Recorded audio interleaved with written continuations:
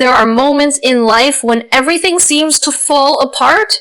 When plans collapse, people disappoint us, and storms rise from every direction. In those moments, our hearts race, our thoughts spiral, and peace feels like something distant, almost unreachable. But true peace isn't found in the absence of storms. It's found in learning how to be still within them. It's when you realize that calmness is not something the world gives you. It's something you choose to build within your soul. When we tie our peace to outcomes, to people, or to things we can't control, we hand over the keys to our hearts. But when we anchor our hearts to something unchanging, when we trust that everything happening to us is part of something greater, something purposeful, then calmness becomes our constant companion. Peace begins the moment you stop fighting the present, the moment you stop saying, "Why me?" and start asking, "What is this trying to teach me?" The world will always throw challenges, but you have the power to decide your response. When you pause before reacting, when you breathe before speaking, when you surrender before stressing, you transform chaos into clarity. Calmness doesn't mean you don't care. It means you care deeply but refuse to lose yourself in the noise. It's the strength to let go when your heart wants to control, and the wisdom to accept when your mind can't understand. The more you rely on inner faith, gratitude, and trust, the more peace becomes not a place you visit, but a home you live in. When you anchor your heart to faith and not to outcomes, something inside you changes forever. You stop living like a leaf tossed by the winds of life, and you begin to live like a rooted tree, firm, unshaken, deeply grounded no matter how fierce the storm. The world will always try to define peace as something that comes first after everything goes right, after the success, after the healing, after the prayer is answered. But real peace is not what happens after everything works out. It's what carries you tough through the times when nothing makes sense. When your heart depends on outcomes, you live in constant anxiety. You wait for results, people, and circumstances to determine how you feel. You say, "I'll be happy when things finally go my way." Or, "I'll be calm once I know what's going to happen." But that kind of peace is fragile. It breaks the moment life changes. Because the truth is, outcomes are not in your hands. You can try, you can plan, you can pray, but you cannot control the results. And when your heart is tied to something beyond your control, you're setting yourself up for heartbreak. Faith, however, teaches something different. Faith whispers, "Do your best," and trust that what comes is for your best. It's the art of planting seeds without trying to control the rain. It's the quiet surrender that says, "Even if I don't understand this now, I believe it will make sense one day." Faith doesn't take away pain, but it gives it purpose. It doesn't remove uncertainty, but it fills it with light. When you anchor your heart to faith, you start to breathe differently. You stop rushing to fix everything, and you begin to trust that you are already being carried, already being guided. Even through the things that, think of the ocean during a storm. The surface rages, the waves crash, but deep beneath, it is still and silent. That's what faith does. It gives you a depth where no storm can reach. It doesn't mean you'll never feel afraid. You will. It doesn't mean you'll never cry. You will. But faith gives meaning to your tears. It teaches you to look at your pain and say, "Even here, I am not abandoned." When your peace is tied to outcomes, every delay feels like rejection. Every failure feels like the end. But when it's tied to faith, you learn that delay is protection and failure is redirection. You stop asking, "Why is this happening to me?" and begin to ask, "What is this trying to teach me?" Faith changes your lens.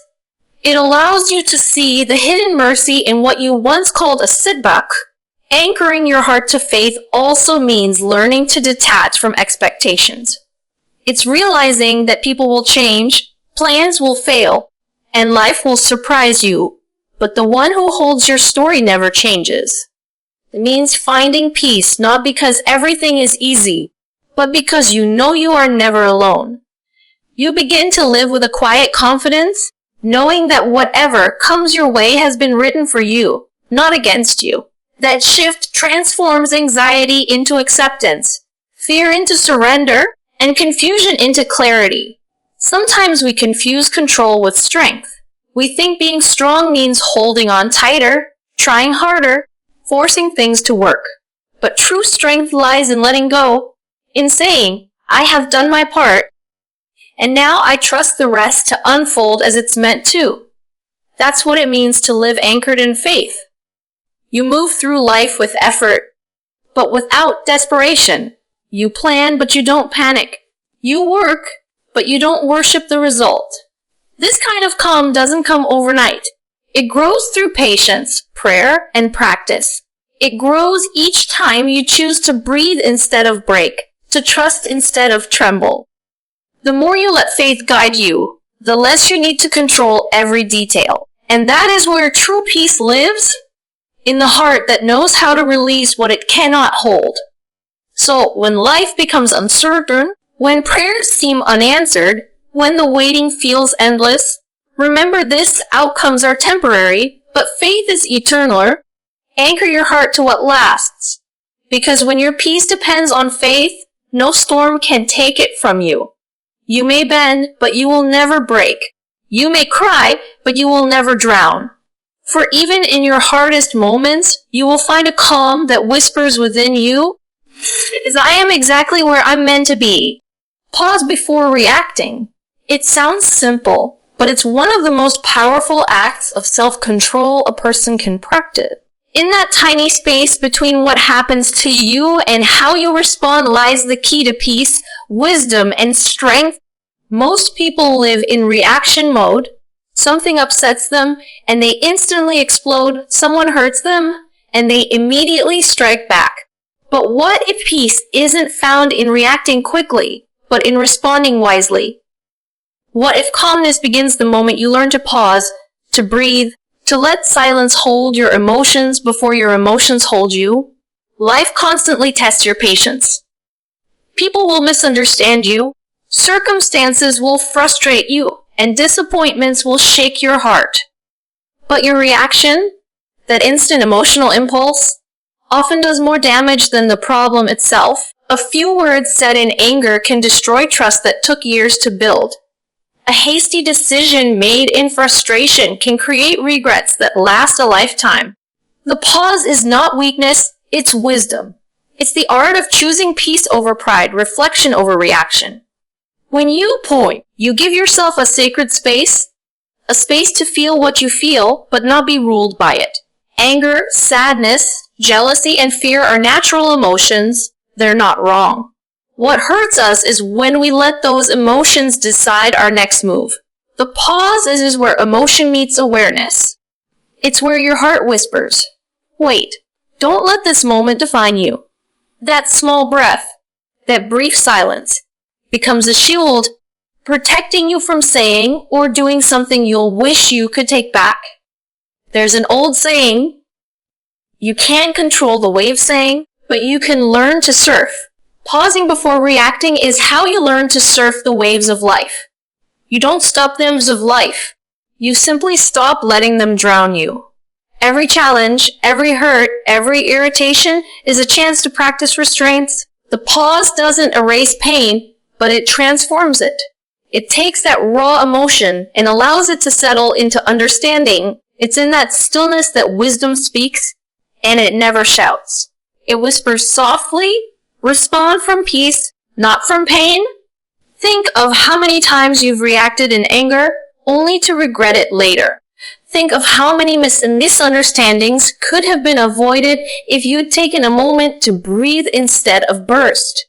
The pause gives you that chance to see the bigger picture, to remind yourself that you are not your emotions, and that you can choose a response that aligns with who you truly are, not how you temporarily feel.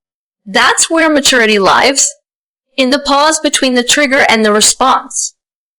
When you pause, you also open space for empathy. You begin to understand that maybe the person who hurt you is also hurting. That maybe their words came from their own storm, not from your worth. The pause helps you separate what's happening to you from what's happening with others within you. It's a reminder that your peace is your responsibility, no one else's. The more you pause, the less power others have over your emotions. You stop being a puppet pulled by every insult, every delay, every disappointment. You start becoming the calm in the chaos. In moments of anger or fear, your body reacts before your mind can think. Your heartbeat races, your breath quickens, and your thoughts scatter. The pause resets all of that. A deep breath is more than just air. It's clarity. It brings your mind back to the present, back to control. Even a few seconds of silence can change the entire direction of your day. That's how powerful the pause is. It gives you the ability to transform a moment of weakness into a moment of grace. Pausing before reacting also builds trust, not just with others, but with yourself. You begin to trust your ability to stay calm under pressure, to think clearly when emotions are high. You start believing that you can handle whatever comes your way without losing your balance. This trust turns into confidence, and that confidence becomes inner peace. Because when you know you can pause, you know you can choose peace anytime you want. So the next time life throws something unexpected at you, someone cuts you off in traffic, someone speaks harshly, someone disappoints you, stop. Breathe. Count to 3. Feel your emotions, but don't feed them. Ask yourself, what response will bring me peace? That one question can save you from countless regrets. Remember, your reaction is your reflections. You can't control what others say or do, but you can always control how you respond. Every pause you take strengthens your soul. It teaches you that silence is not emptiness, it's power. And in that silence, you'll find something beautiful waiting for you, calmness. The kind of calm that doesn't depend on the world being kind, but on you choosing to be kind, even when the world isn't. When you master the pause, you master yourself.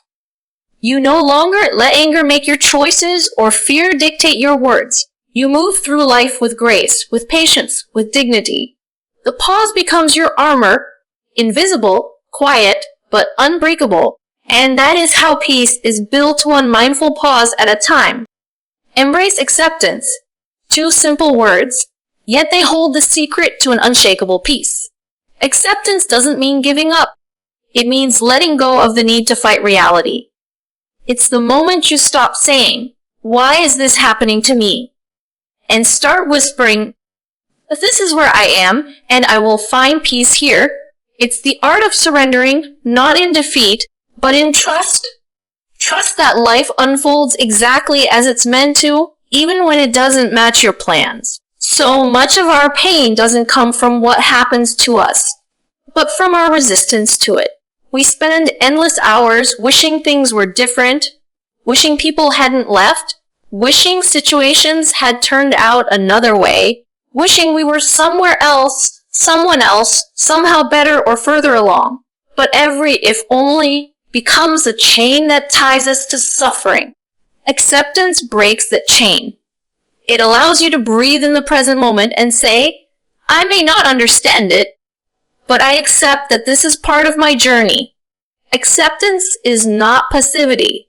It doesn't mean you stop trying to change what can be changed. It means you stop exhausting yourself over what debts cannot be changed.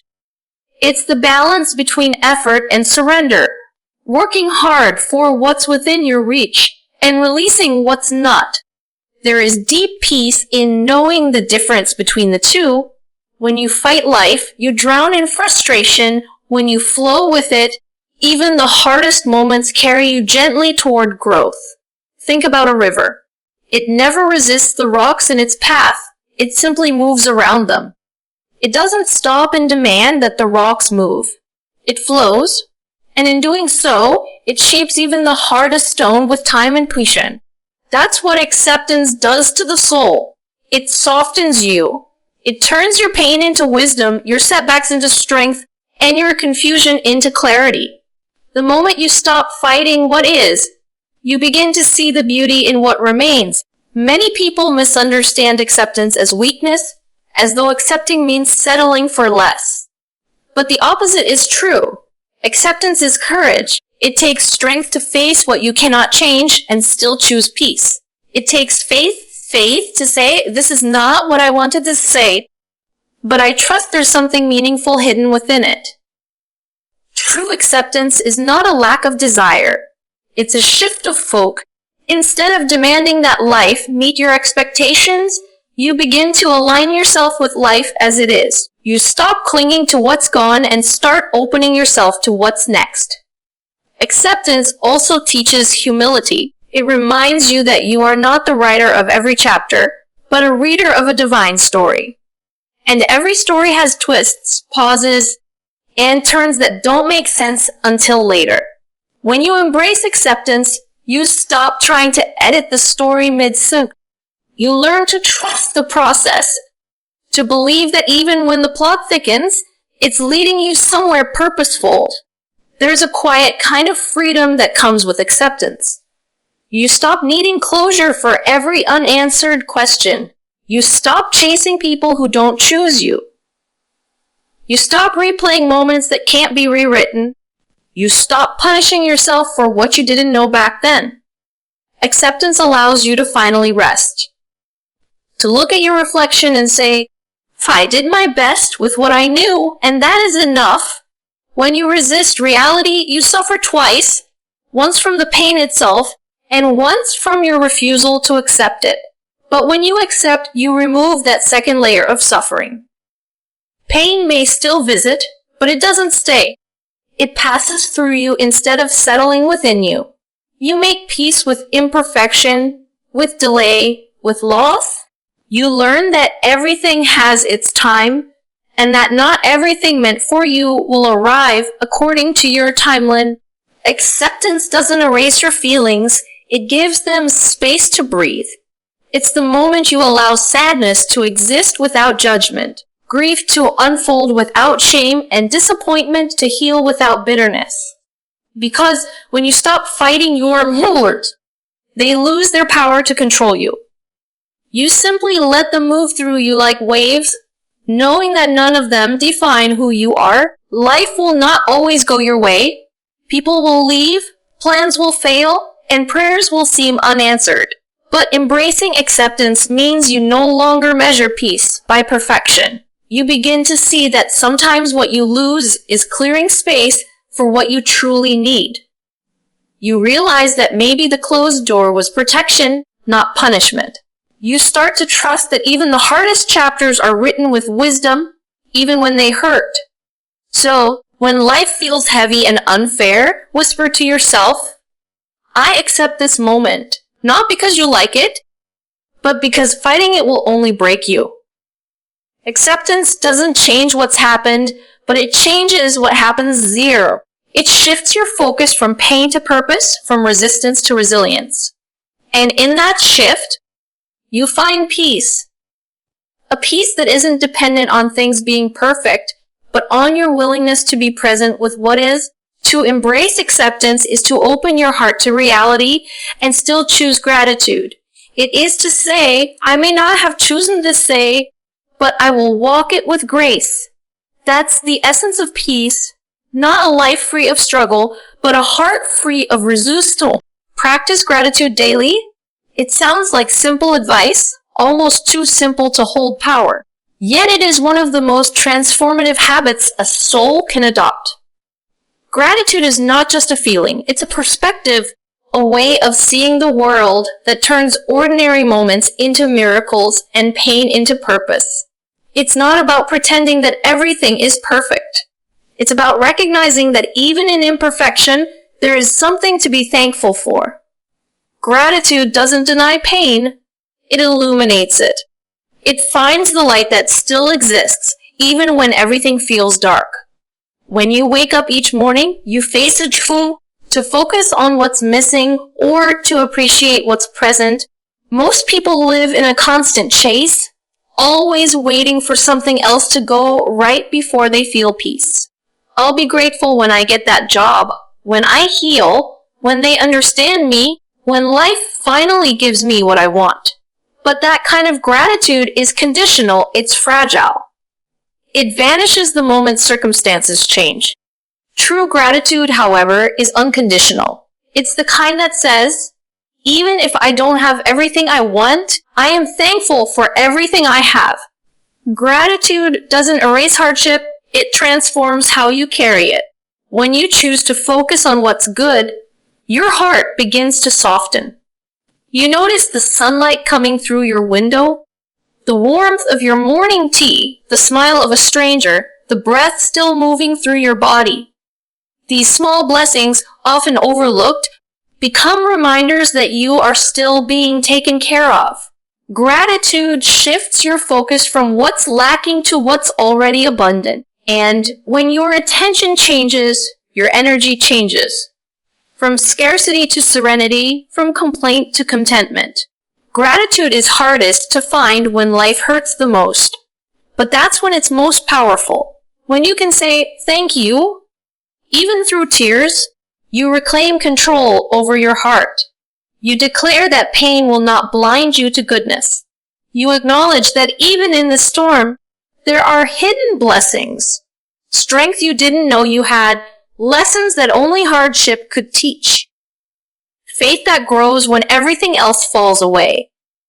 Gratitude doesn't mean you enjoy the pain, it means you trust there's meaning in it. Practicing gratitude daily is a spiritual discipline. It requires awareness, a constant return to the present moment. It means pausing throughout your day to notice what's going right instead of replaying what went wrong. It means shifting your internal dialogue from I have to a get to. You stop saying, I have to work, and stork, I get to work and provide. You stop saying, I have to deal with challenges, and start saying, I get to grow through them. This simple change of words transforms obligation into opportunity and frustration into fulfillment. Gratitude also heals relationships. When you focus on what someone lacks, you feed resentment. But when you focus on what they bring, their kindness, their efforts, even their flaws that remind you to be patient, love grows. Saying thank you more often, noticing small gestures, appreciating presence over perfection. These are acts that build bridges, not walls. Gratitude turns moments of irritation into moments of connection. It teaches you to see the good in people before pointing out their mistakes. Moreover, gratitude protects you from envy and comparison, two of the greatest thieves of peace. The moment you begin to count your blessings, you stop measuring your worth by someone else's achievements. Gratitude reminds you that your journey is your journey and that no one's path diminishes your light. It's impossible to be envious and grateful at the same time. One cannot live where the other thrives.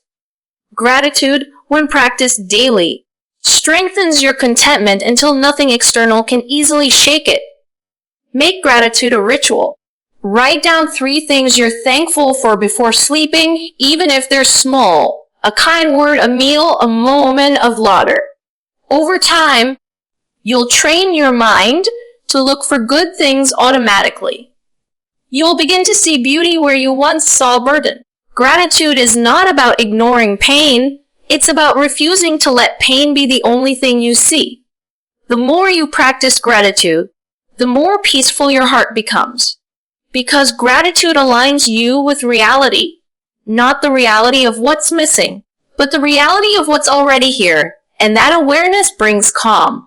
You start realizing that even the simplest things, breathing, seeing, feeling, being, are extraordinary gifts. You understand that joy doesn't come from having more, but from seeing more clearly. When you live with gratitude, your energy changes, your relationships deepen, your prayers soften. You no longer rush through life waiting for big moments to make you happy.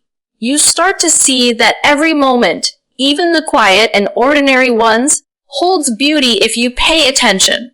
Gratitude turns every breath into a prayer, every challenge into a lesson, and every day into a blessing. So practice gratitude daily. Not because life is always easy, but because it's always precious. And when you choose gratitude again and again, peace becomes your natural state. You realize that no matter what life takes or gives, as long as your heart remembers to say, thank you, you will never truly lack anything. Let go of control. These words sound simple, yet they challenge the very core of our nature.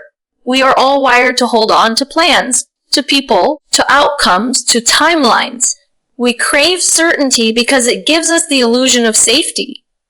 We think that if we can just manage every detail, predict every outcome, and fix every problem, life will finally flow the way we want. But life has its own rhythm, and control is an illusion, a fragile rope we keep gripping even as it burns our hands. The more we try to control everything, the more exhausted and anxious we become. Peace begins the moment we release that grip. Letting go of control doesn't mean giving up. It doesn't mean becoming careless or passive. It means understanding the sacred boundary between what is yours to do and what is not. It means doing your best with intention, sincerity, and effort, and then trusting the rest to unfold as it's mew. It's surrendering to the truth that you can plant the seed, but you cannot command the rain. You can speak your heart, but you cannot force someone to understand it. You can prepare for the future, but you cannot control how it turns out. The power of letting go lies in knowing where your responsibility ends and where trust begins. Control often grows from fear. The fear of being hurt, of losing something, of being vulnerable. We think that if we can control life, we can protect ourselves from pain. But the more we cling, the more we suffer. Because control is born from distrust. Distrust in life, in timing, and sometimes even in ourselves. Letting go, then, is an act of courage. It's saying, I may not know what's ahead, but I trust that I'll be guided through it. It's shifting from fear to faith. And that shift changes everything. There is a quiet freedom in letting go. You stop carrying the weight of everyone else's choices, the burden of fixing what isn't yours to fix. You stop overthinking every what if and start resting in what is. You realize that trying to control everything doesn't make life predictable. It only makes you tense. When you release control, you begin to breathe again. You start to flow with life instead of fighting against. You begin to see that some things are not falling apart. They're falling into place, just not according to your plan. Think about how much time we spend trying to rewrite what's already written, replaying conversations, rethinking decisions, reliving moments that can't be changed. But letting go of control means accepting that the past is finished and the future isn't yours yet. All you truly have is this present moment, and peace only exists here. When you live in constant control mode, your mind is always somewhere else, in a future you can't predict or a past you can't fix. Letting go brings you back home to now. It reminds you that life doesn't need your constant interference to unfold beautifully. When you let go of control, you make room for grace.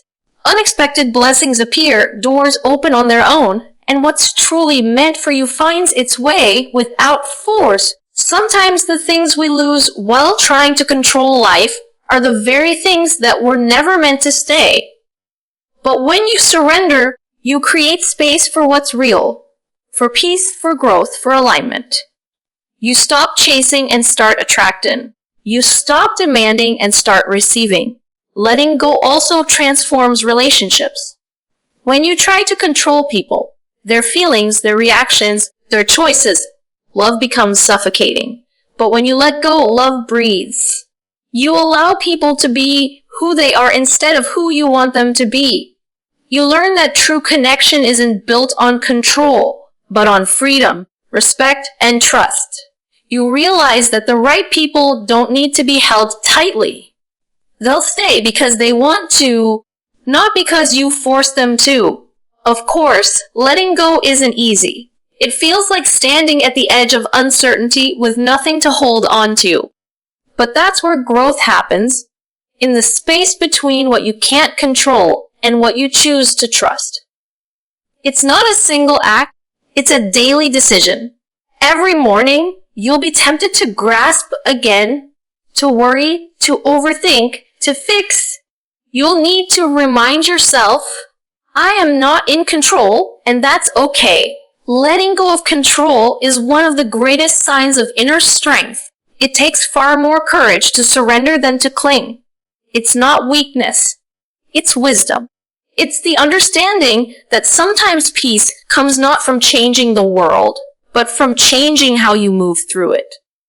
The storms may still come, but you no longer fight the wind. You learn to bend without breaking, to trust without seeing, and to walk forward without needing to know every step. In the end, letting go is not about losing anything.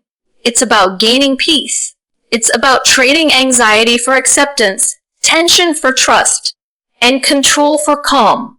It's realizing that the moment you stop trying to hold everything together, life has a way of falling perfectly into place. So breathe, release, and let go. Not because you've stopped caring, but because you've finally understood that you don't have to carry the weight of the world to find peace within it.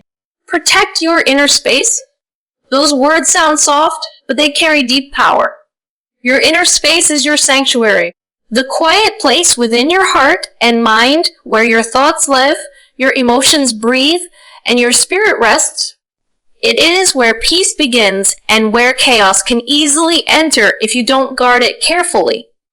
In a world that constantly demands your attention, drains your energy, and fills your mind with noise, protecting your inner space becomes an act of survival, not just for your peace, but for your soul. Every day you are surrounded by energy from people, conversations, news, social media, and even your own thoughts. Some of it nourishes you, most of it drains you. When you allow too much negativity, comparison, or distraction into your space, you start to lose touch with who you really are. You begin to react instead of reflect, to rush instead of rest, to absorb instead of discern. Protecting your inner space means setting gentle but firm boundaries, deciding what deserves to enter your mind and what does not. It's about being selective with your attention, because whatever you give your attention to, you give your peace. Your inner space is like a garden. If you let weeds of anger, envy, and worry grow unchecked, they will choke out the flowers of joy, gratitude, and faith. But when you tend to your inner space, by feeding it with truth, stillness, and reflection, you create an environment where peace can flourish. Protecting your inner world isn't about isolation, it's about intention. It's choosing silence over noise, depth over distraction, presence over pressure. It's remembering that not everything or everyone deserves access to your energy. Sometimes, the greatest protection you can offer your inner space is to walk away, not out of arrogance, but out of wisdom. Walk away from conversations that steal your calm. Walk away from people who only come to pour their chaos into you. Walk away from situations that constantly disturb your peace. You don't have to attend every argument you're involved. You don't have to explain yourself to people committed to misunderstanding you. Protecting your inner space means knowing when to engage and when to retreat, when to speak and when to stay silent. It's also about the way you speak to yourself. The words you whisper internally have power. If your inner voice is harsh, critical, or fearful, your inner space becomes heavy. But if you speak to yourself with kindness, compassion, and faith, your space becomes aloof, protected from self-blame and overthinking. Don't let your mind become a battlefield where your worth is constantly questioned. Instead, make it a place of refuge, where you can return after every storm and find safety in your own stillness. To protect your inner stillness, you must also learn the art of solitude. Spend time alone not because you're avoiding the world, but because you're reconnecting with yourself. Solitude helps you hear the voice of your soul beneath the noise of the world. It allows you to reflect, to heal, and to remember what truly matters. Some people fear being alone, but solitude is not loneliness. It is the sacred space where you meet yourself again, where you realign your heart with peace. Protecting your inner space also means being mindful of what you consume, the media you watch, the words you listen to, the company you keep. Every piece of content, every conversation plants a seed in your mind. Ask yourself often in your mind, is this nourishing me or depleting me? Because your mind becomes what it feeds on. Fill it with beauty, wisdom, prayer, and truth. Protect it from gossip, comparison, and negativity. You can't control everything that happens around you, but you can choose what you allow inside you.